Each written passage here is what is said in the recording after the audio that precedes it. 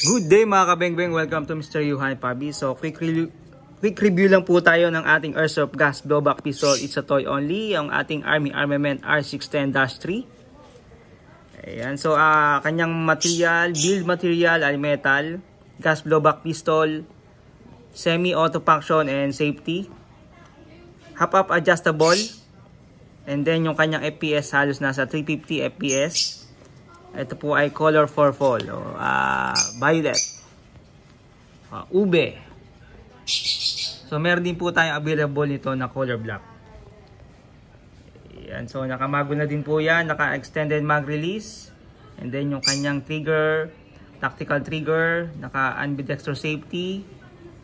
Yung kanyang front and rear sight metal, naka-threaded adapter na po yan. May marking siya, limb cut, battle cut, naka-engrave po yan. Ayan. Napaka-solid ito, napakaganda. So, CNC metal slide with 4 hole on both. Ayan. CNC metal frame. And then, meron siyang under rail. So, ready for attachment for flashlight and laser. CNC metal outer barrel. And then, naka-polymer pistol grip.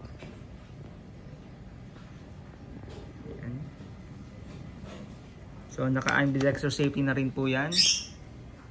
So, napakagandang tong unit na to. Army Armament R610-3. Color 4 fall. Ayan. And then, meron tayong ding available nito na color black. Napaka-solid dito.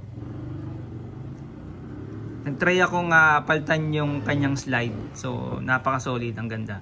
So, check nyo po dun sa aking mga short video. Thank you.